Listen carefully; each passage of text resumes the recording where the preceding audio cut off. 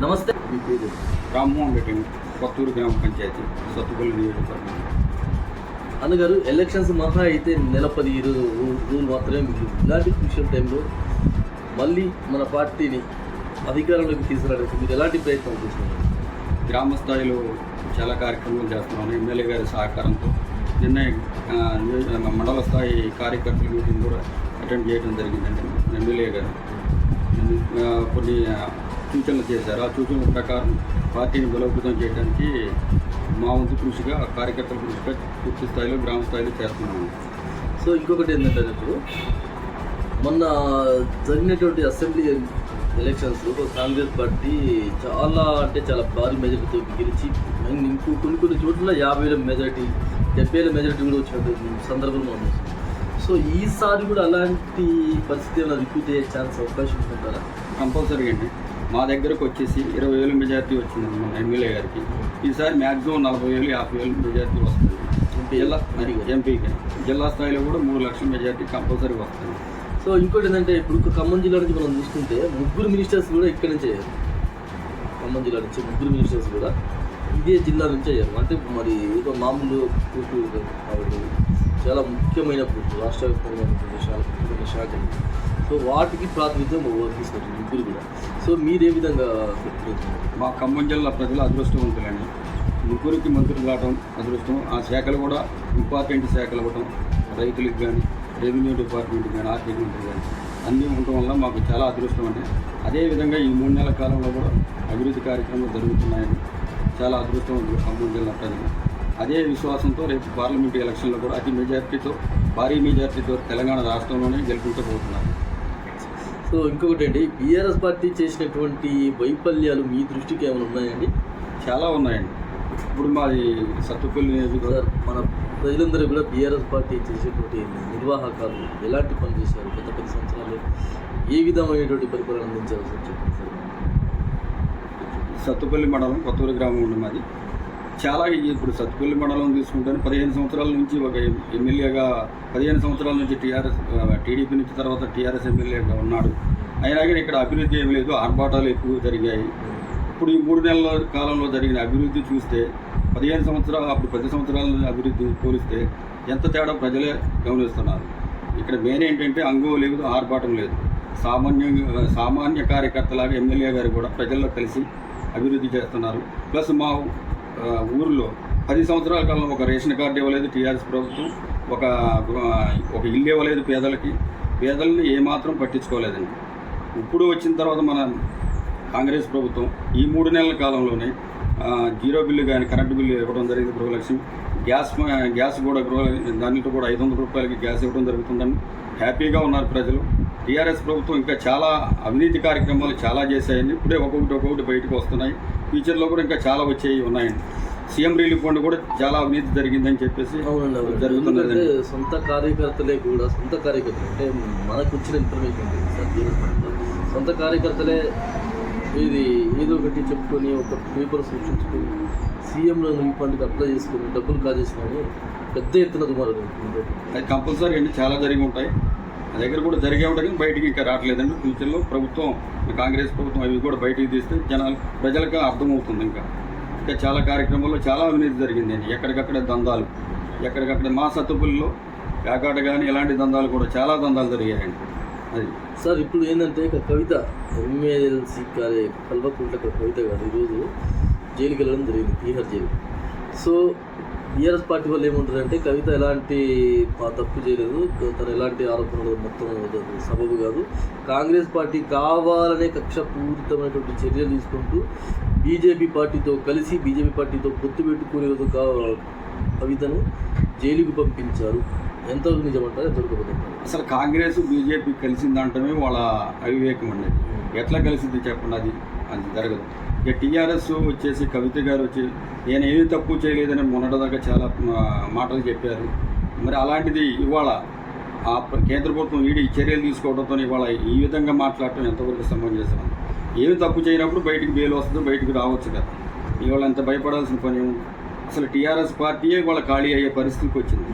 కారణం ఇంత అభివృద్ధి చేస్తే ఆ స్థాయికి రాదు కదా, అంతా అవినీతి. ఇంకా చాలా ఇప్పుడు సామాన్య కార్యకర్త ఫోన్ కూడా ట్యాపింగ్ చేసే పరిస్థితికి వచ్చిందేమో అనుమానం వేస్తుంది. ఆ ట్యాపింగ్ కానీ ఏదైనా ఇవన్నీ బయటికి వస్తే కానీ టీఆర్ఎస్ ప్రభుత్వం ఏం చేసింది ఏమి తిన్నది ప్రజలకు ఇంకా గమనిస్తూనే ఉన్నారు సార్.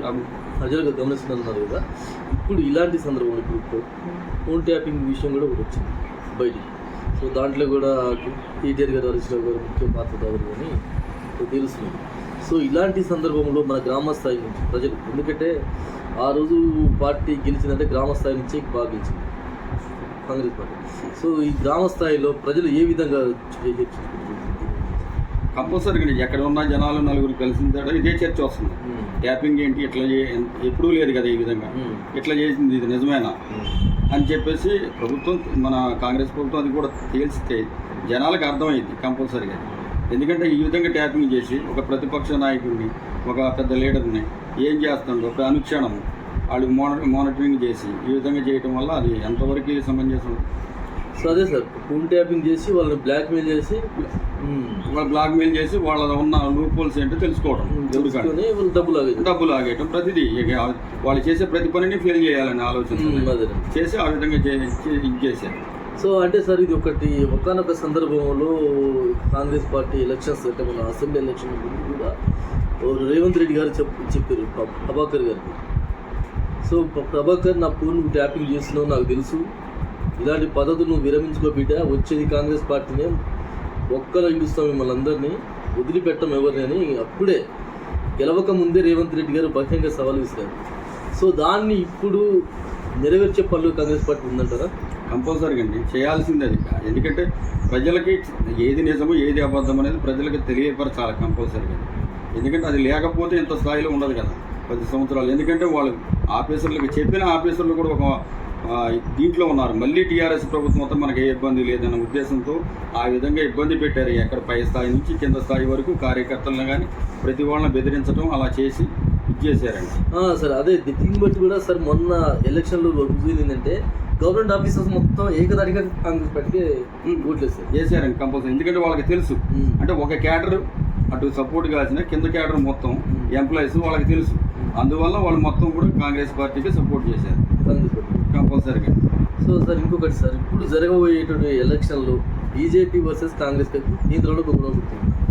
ఈ యొక్క 2 విషయాల్లో 2 పార్టీల్లో ఇప్పుడు మామూలుగా చూసుకుంటే సరే ప్రజాదరణ విషయంలో ప్రపంచ దేశాల్లో బెస్ట్ ప్రధానమంత్రిగా మన మోడీ గారు ఇప్పటికీ చాలా సర్వేల్లో రావడం.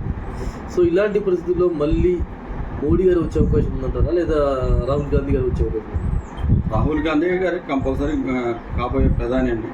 కాకపోతే కష్టపడాలా, కాంగ్రెస్ కార్యకర్త ప్రతి ఒక్కరు కష్టపడాలి. కంపల్సరీ ప్రధానమంత్రి కాబోయే ప్రధానమంత్రి రాహుల్ గాంధీ గారు.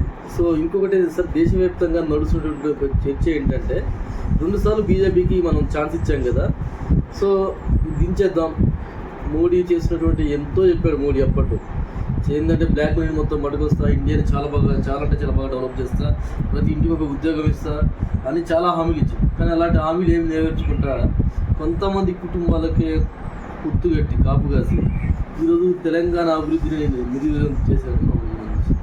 సో దీని పేరు వేసుకుంది బీజేపీ ప్రభుత్వం వచ్చిన దగ్గర నుంచి సామాన్య మానవుడికి ఎంత ఉపయోగం జరిగిందో ప్రజలకు గమనిస్తూనే ఉండాలి. కార్పొరేట్ సంస్థలుగా తప్పనిచ్చి సామాన్య చిన్న వ్యాపారం చేసేవాడికి కానీ లేకపోతే రైతులకు కానీ కింద స్థాయి వాళ్ళకి ఎంత న్యాయం జరిగింది.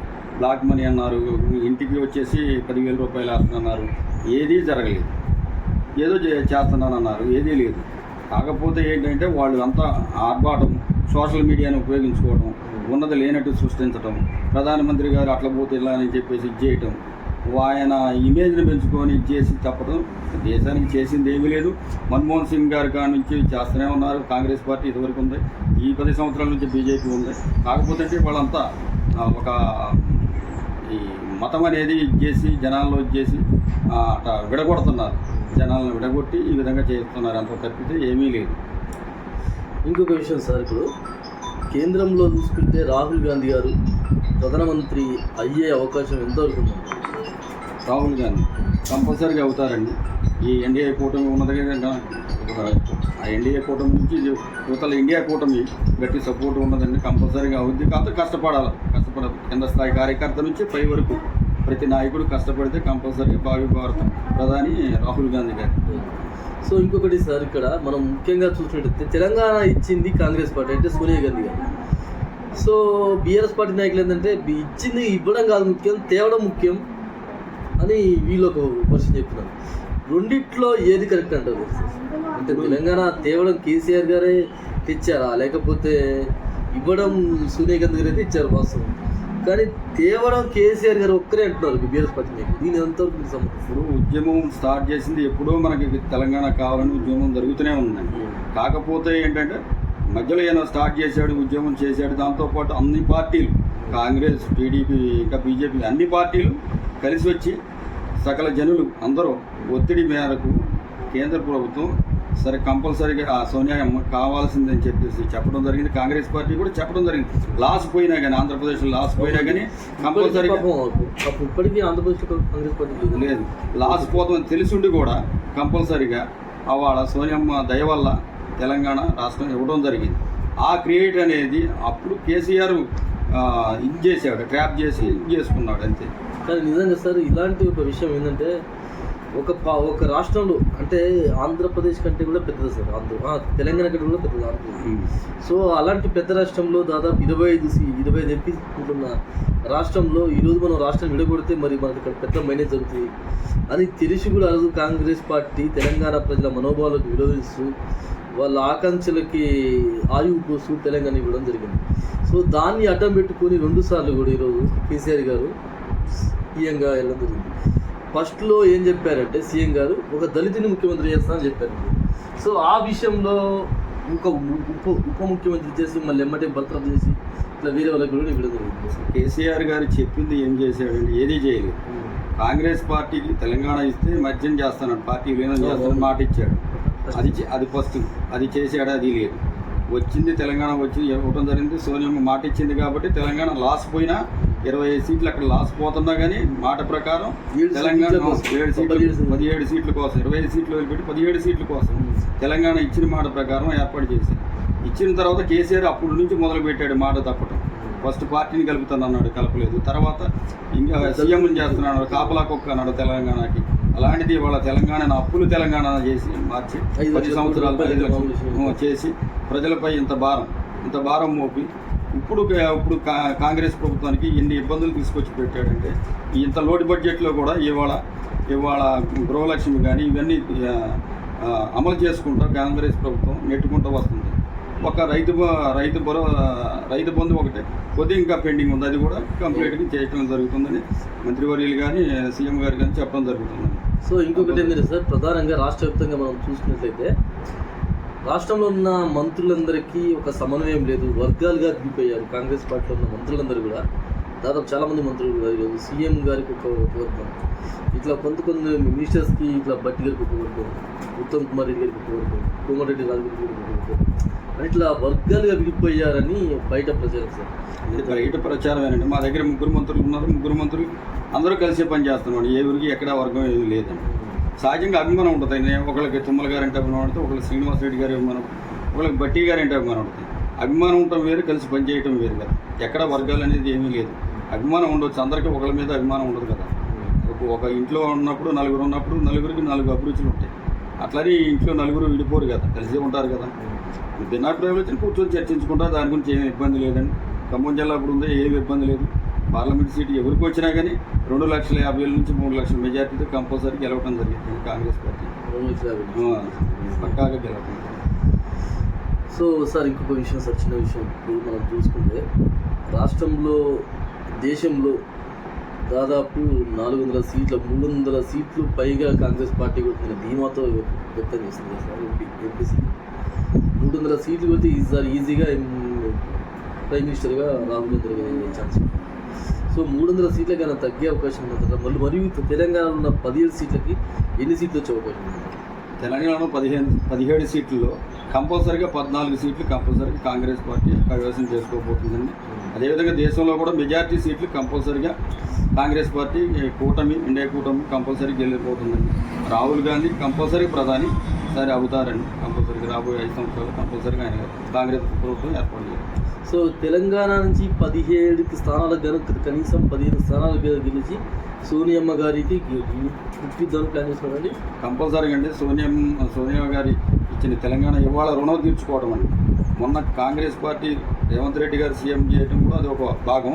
ఇవాళ ఇది రుణం తీర్చుకోవడం అండి. సోనియమ్మ గారికి ఇవ్వటం వల్ల కేంద్రంలో రాహుల్ గాంధీ ప్రధానం చేయడంలో తెలంగాణ ముఖ్య పాత్ర వహించిపోతుందండి రేపు 13వ తారీఖు. సో ఇదండి ఈసారి జరిగేటటువంటి ఎంపీ ఎలక్షన్లో కాంగ్రెస్ పార్టీ ఇండియా కూటమితో గెలిచి కాంగ్రెస్ పార్టీ పైన ప్రధానమంత్రిగా రాహుల్ గాంధీ గారు అవుతారని ఎలాంటి సందేహం లేదని ఇక్కడ చెప్పిన సందర్భాన్ని కనిపిస్తుంది. Thank you so much. State device ఓకేనా.